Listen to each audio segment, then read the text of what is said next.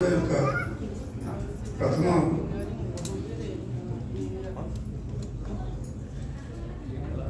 वार्षिकी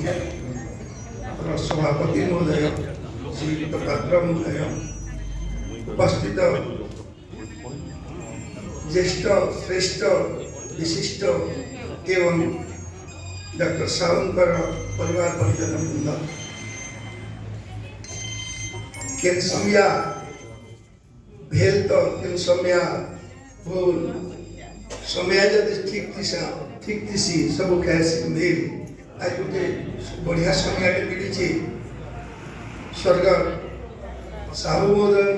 स्मृतिचारण करवार गोटे सुवर्ण सुजोग मिली मुझे धन्य मन करुच्ची।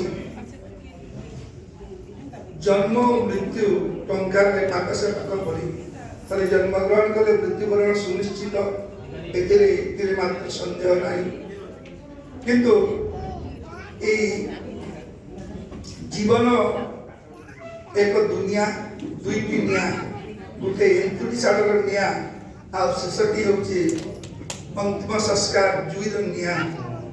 ये पुणी अढ़ई दिनिया दिने जन्म और दिने मृत्यु बाकी अधाई जीवन ये अधाई जीवन मध्य जे निजर जीवन को उत्सर्गित करिथा से ही अमर होता है से भली जने विशिष्ट साधक समाजसेवी एवं शिक्षाविद एकाधार शिक्षाविद समाजसेवी एवं आत्मीय परिजन को समस्त को सबले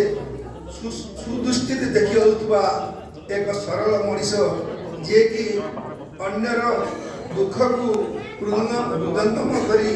सुख देवारे सबले चेष्टित थे सेपरी जड़े अमर आत्मा मृत्यु पाई आम समस्त मर्माहित